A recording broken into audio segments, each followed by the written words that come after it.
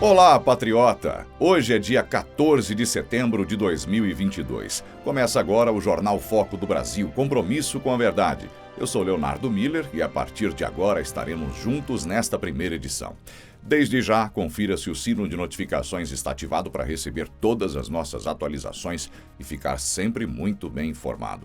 Além disso, deixe o seu comentário, participe do chat ao vivo. O Foco do Brasil é um jornal independente e feito para você. Então curta, compartilhe esse vídeo e se torne membro do nosso canal. Vamos agora às principais manchetes desta edição. Bolsonaro tem dia com agenda cheia no Sudoeste e no Nordeste. O presidente esteve pela manhã em São Paulo e partiu à tarde para Natal, acompanhado da primeira-dama Michele Bolsonaro. Presidente garante que diesel irá baixar em até 2 meses. Bolsonaro atribuiu às negociações com o presidente russo Putin a redução dos combustíveis e manutenção do agronegócio. Bolsonaro reafirma que respeitará o resultado das eleições limpas. Em conversa com Ratinho, ele lembrou a importância do povo escolher sabiamente o presidente em outubro. Marina Silva decide apoiar Lula e já ataca Bolsonaro e Michele logo no primeiro dia. A ex-candidata à presidência disse que ambos fazem manipulação da fé e usam o nome de Deus em vão. Adriles Jorge elogia Bolsonaro e diz que ele se tornou um herói. O comentarista falou que honestidade e luta pelo Brasil se tornaram uma marca registrada da biografia do presidente. Hoje, o presidente Bolsonaro tem uma agenda totalmente cheia no Sudeste e no Nordeste do Brasil. Logo às 9h30 da manhã, ele participou de uma motociata em Presidente Prudente, saindo do aeroporto estadual da cidade. Os motociclistas levaram Bolsonaro até um comício no Parque do Povo, onde ele discursou para milhares presentes. Por vezes, eu me questiono, não como, mas por que cheguei até aqui? Sou uma pessoa exatamente igual a qualquer um de vocês. Como nós resistimos, como nós temos decidido, como um deputado do Baixo Clero, que saiu aqui, um pouco mais ao sul, do Valdo Ribeira, chegou à presidência da República. Como sobrevivemos a uma facada? Sim, perícia dos médicos. Mas acima disso, entendo ser a mão de Deus. Como montamos um ministério diferente das imposições político-partidárias de há poucos anos. Como passamos por uma pandemia, dando exemplo para todo o mundo. Como saímos dessa crise, como enfrentei quase todos os governadores, em especial os de São Paulo, que queriam me derrubar para chegar ao governo. Projetos pessoais e mesquinhos de poder. Estamos há 3 anos e meio sem corrupção.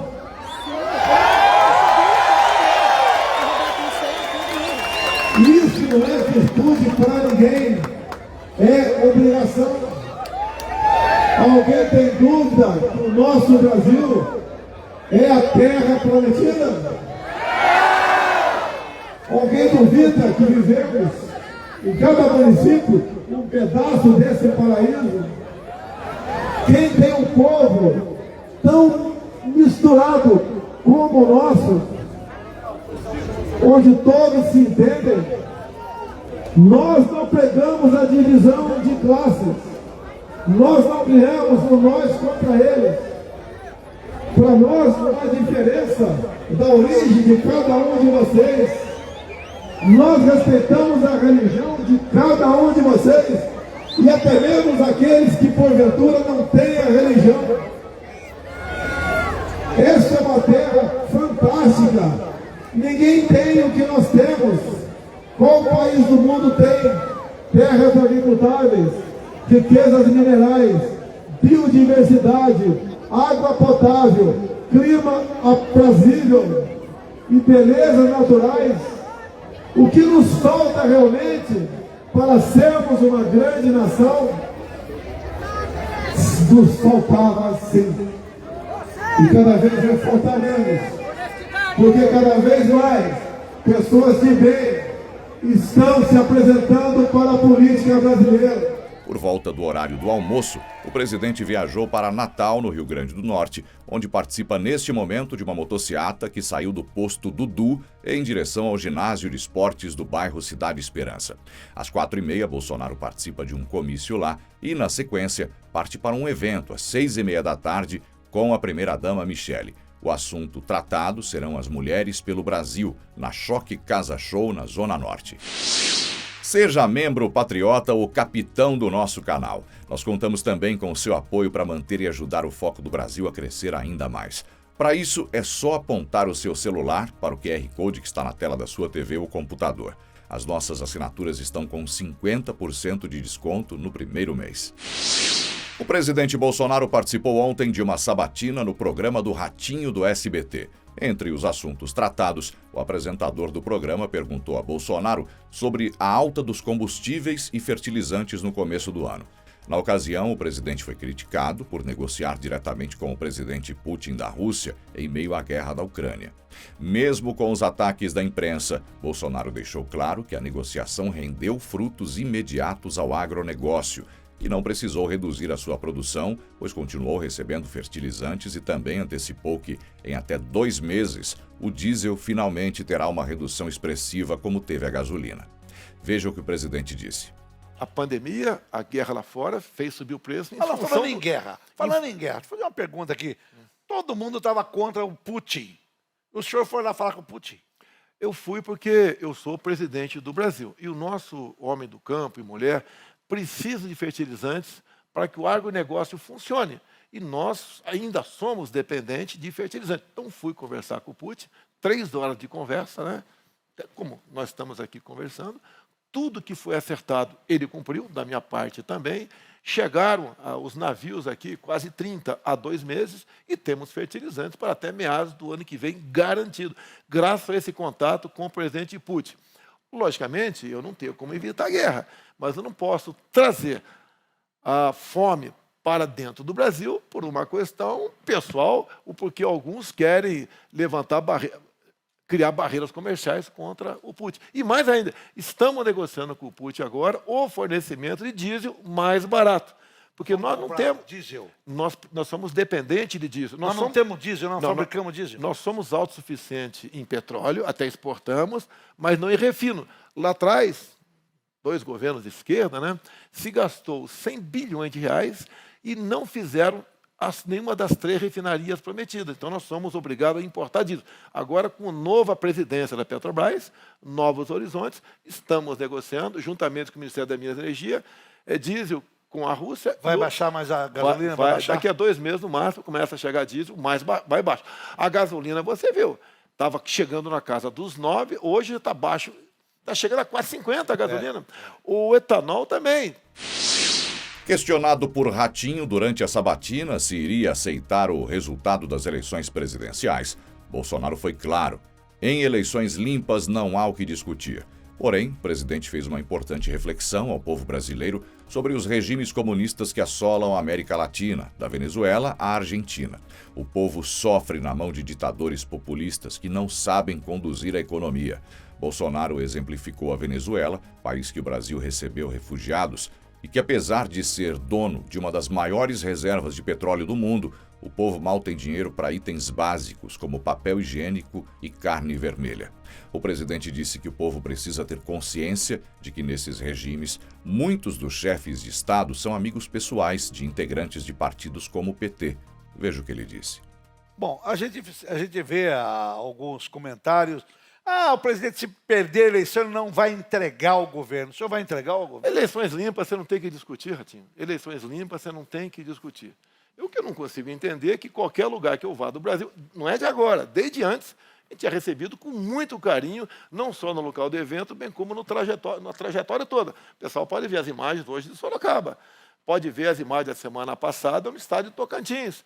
Pode ver amanhã que nós estaremos, se Deus quiser, lá em Presidente Prudente. Como no sábado estaremos lá em Toritama, em Pernambuco. Então, todo esse povo o senhor vai estar numa... Sexta-feira eu vi eu vou estar numa cidade onde ela é colonizada por ucranianos. Sim, esqueci o nome da cidade aqui. Prudentópolis. E vou estar em outra cidade também do Paraná. A sugestão, ideia de ir para Prudentópolis foi minha. Nós temos quase 600 mil ucranianos no Brasil. Não quero eu falar, eu quero abrir a palavra para as lideranças deles, para falar comigo, porque eles estão sofrendo com a guerra lá, porque seus parentes estão lá. Nós abrimos aqui o Brasil, assim como abrimos para haitianos, entre outras pessoas que estavam sofrendo. Venezuelanos. E também abrimos para ucranianos no Brasil. Muitos vieram para cá com passaporte emergencial. A Argentina está praticamente falida. Né? O senhor não tem perigo de o Brasil também entrar nessa... Eu tenho falado, por exemplo, Venezuela, o país mais rico do mundo em petróleo. E temos um povo mais pobre que o povo haitiano, tendo em vista as escolhas dos seus representantes. A esquerda, o socialismo, o comunismo, não deu certo em lugar nenhum no mundo. O povo argentino optou pela volta da turma do Foro de São Paulo, né? Aquele pessoal de esquerda. E a economia está ladeira abaixo. A proposta do governo para diminuir o preço da carne é evitar a exportação. A gente sabe que o produtor não vai criar alguma coisa por um preço tal e vender mais barato de forma obrigatória. Ele vai acabar não produzindo mais. Um país também que está com alguma complicação é o Chile, que sempre esteve arrumadinho, e outro agora entrou nessa rota foi a Colômbia. Ratinho, se você for em Roraima e ver que chegam 600 haitianos em média por dia do Brasil, a maioria mulheres e crianças, fugindo da fome. Eles chegam pesando, em média, menos 15 quilos. E não traz... Você sabe que o ser humano tem uma parte considerável do teu amor para cão e gato. Eu gosto muito de cachorro. Gato eu não gosto muito, mas cachorro eu sou apaixonado.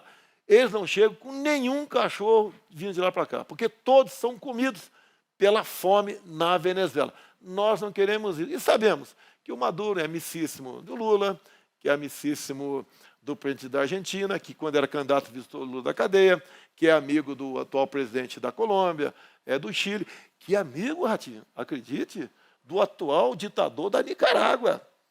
Tá? O atual ditador da Nicarágua, ele prende padres, fecha TVs e rádios católicos e expulsa freiras de lá.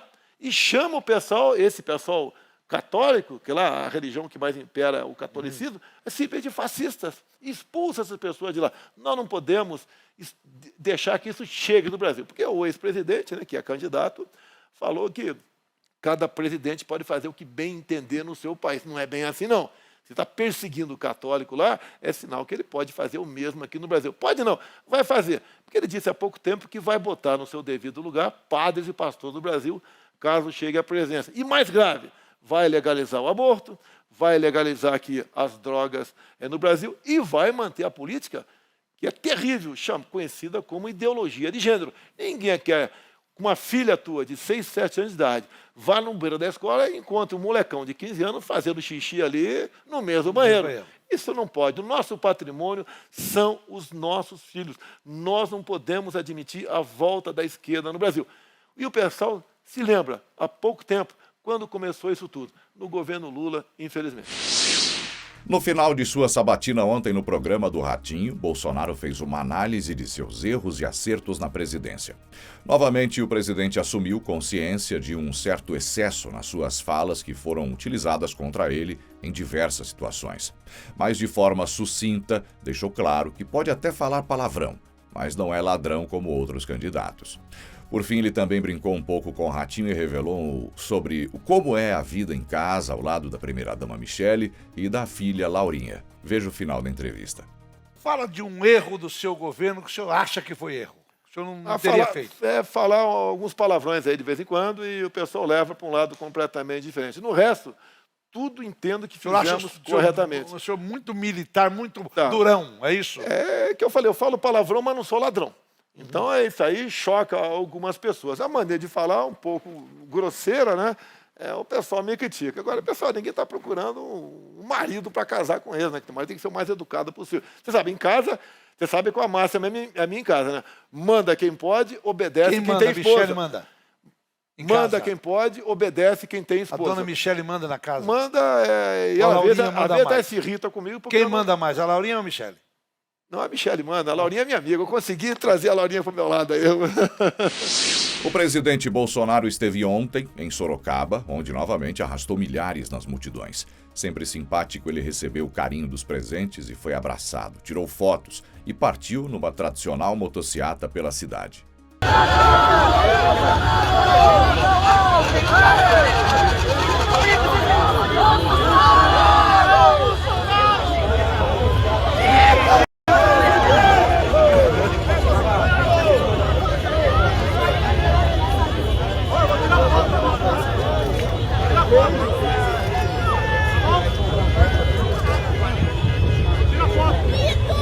Você vai descer? Não, aqui eu vou estar assim.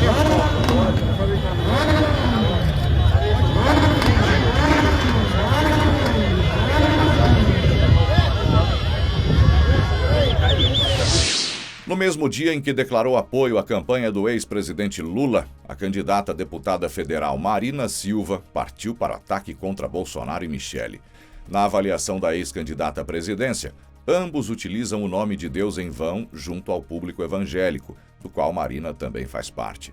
Na avaliação dela, os atos de 7 de setembro também tiveram um cunho machista e a campanha eleitoral faz uso de Michele e também a manipula. Vale lembrar que Marina, anos atrás, disse ser favorável ao impeachment da ex-presidente Dilma Rousseff e que o PT foi o inventor das fake news. Além disso, ela apoiou Aécio Neves no segundo turno das eleições de 2014, quando Dilma se reelegeu. Veja o que ela disse. Então, Michele Bolsonaro manipula na sua análise? Eu acho que a campanha do Bolsonaro faz essa manipulação e tenta manipular, inclusive, a figura da Michele. Inclusive a figura dela, utilizando ela. Então, algo até misógino nesse sentido, na sua opinião. Na minha opinião, o ato do 7 de setembro é um ato desrespeitoso com a condição das mulheres. Não tomo só em relação à primeira-dama Michele, mas eu tomo como um ato desrespeitoso em relação às mulheres. Agora, obviamente que ela tem o direito de fazer a campanha, ela é a primeira-dama, ela tem um espaço político, ela, inclusive, tem o direito de usar, não é, aquilo que é o seu discurso. O que nós não podemos aceitar é a manipulação. Quando a manipulação é feita, ela não serve nem à política e nem à fé cristã, não serve absolutamente a nada.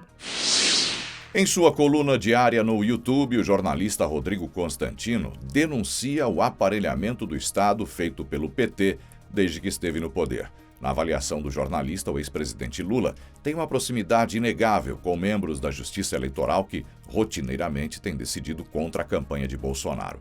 Para Constantino, a única coisa que impediu um regime ditatorial no Brasil até hoje é o fato de que o PT não conseguiu fazer a mesma coisa com a ala militar. Veja uma parte do seu comentário. As cenas circularam bastante nessa segunda-feira. O ex-presidiário Lula dando tapinhas no rosto do ministro do TSE, que por acaso foi aquele que proibiu a presença da primeira-dama Michele Bolsonaro nas propagandas do marido e vetou a exibição de imagens do 7 de setembro. E Lula ainda disse enquanto dava os tapinhas: vou te ligar, coisa de um chefe que faz com o seu subalterno, cá entre nós. O ministro Benedito Gonçalves também já foi investigado pelo CNJ por relação com o empreiteiro lulista Léo Pinheiro, aquele da OAS, o mesmo das benfeitorias no luxuoso apartamento de Lula. O círculo vai se fechando, tendo Lula como uma espécie de capo, de poderoso chefão, comandando esse círculo medonho. Quem não se deu conta ainda de que Bolsonaro enfrenta um sistema totalmente podre, carcomido e aparelhado pelo PT, precisa acordar enquanto há tempo. Ou poderá acordar já na Venezuela, sem saber como foi que isso aconteceu. Se a quadrilha petista tivesse aparelhado as Forças Armadas, por exemplo, da mesma forma como fez com o Poder Judiciário, hoje não haveria mais qualquer liberdade no Brasil. Eis como o J.R. Guzzo abre a sua coluna na Gazeta do Povo hoje. A justiça eleitoral brasileira se transformou num monstro. Deveria ser uma repartição pública que cuida da organização das eleições e garante a honestidade das apurações. Unicamente isso, como em qualquer democracia séria do mundo. Aqui, no Brasil, por força da invasão da vida política por parte do STF e da vassalagem que o judiciário impôs aos dois outros poderes, passou a mandar na eleição. É uma deformação, os brasileiros foram expulsos do processo eleitoral. Direto ao ponto, né? Tomou posse a nova presidente do STF ontem. Nas falas dos seus colegas, parece que o Supremo é o grande guardião da Constituição, da República. É incrível como dentro da bolha suprema, cada ministro consegue ficar bajulando e fazendo massagem no ego do outro. Como se todos ali fossem os heróis da resistência ao fascismo, os defensores da República, e não os seus adversários mais perigosos e evidentes hoje. O jornalista Adriles Jorge deu uma entrevista ontem ao programa Cara a Tapa, onde foi questionado sobre a sua avaliação pessoal do presidente Bolsonaro. Sem filtros, como sempre, o comentarista disse que Bolsonaro se tornou um herói do povo por ser um homem comum, atacado pela oposição que até hoje se mostrou totalmente honesto e em prol da melhora do país. Por isso, Adriles faz uma avaliação positiva do presidente, que mesmo quando na Câmara dos Deputados, sempre foi um outsider, alguém que não repetia os erros de outros políticos. Veja uma parte da entrevista. Você gosta do Bolsonaro ou vê essa figura nele? Por ele ser quem ele é, presta atenção na pergunta que eu vou te fazer. Porque é difícil de responder. Eu não sei a resposta a meu respeito. Eu te dou. E eu respeito se você também não souber. Tá bom. Você gosta mais do Bolsonaro por ele ser quem ele é ou por quem odeia ele ser quem é? Ser quem são, na verdade. Que não é um só. Eu acho que a segunda hipótese é mais plausível. O Bolsonaro é uma pessoa comum. Entendeu? Comum no sentido mais popular do termo. É o tiozão do pavê, ele faz piada vulgar, ele tem seus preconceitos, sim, como todo mundo tem em alguma medida, só que ele expectora esses preconceitos. Ele é um sujeito egresso do povo. Ah, mas ele é político. Tá, circunstancialmente ele se transformou no político. E circunstancialmente, ele é um sintoma daquele exagero que a gente falou do excesso politicamente correto e identitarismo que provoca um tipo de preconceito e perseguição reversa no país. De cancelamento, de massacre, como tudo aquilo que a gente disse. Então, nessa circunstância de ser um homem comum, numa presidência da República, um cargo talvez que ele mesmo diz que não está preparado substancialmente para a liturgia do cargo, pela tarefa que ele tem, um homem comum, que pelo menos até onde eu sei, não se deixou corromper, não corrompe as pessoas, que está fazendo um trabalho pelo país, com a economia relativamente se recuperando, que falava em liberdade no momento de pandemia, de isolamento social, que as pessoas estavam sendo alijadas do direito sacrossanto de trabalhar, de ir e vir, de expressar a sua opinião. Um homem que fala de liberdade, inclusive, para contestar uma autoridade, como ele é contestado, chamado de genocida, nazista, ditador, mas não pode chamar um ministro do STF de estar conspurcando a instituição. Aí quando você critica o ministro, você está conspurcando e atacando a instituição e você vai preso. Ou seja, circunstancialmente, note bem, olha só a resposta que eu vou te dar. Circunstancialmente, sendo um homem comum, numa realidade perversa, o Bolsonaro está se tornando um herói. Um homem comum, com suas limitações, vulgaridades, preconceitos, como todo mundo que é, mas não é um homem mau, está se tornando um herói por ele defender princípios sacrossantos que estão sendo alijados da população brasileira. Muito bem, essas foram as notícias de hoje. Novamente, não se esqueça de se inscrever no canal. Seja membro. Não perca hoje à noite a segunda edição do jornal Foco do Brasil, com Cleiton Basso. Até amanhã.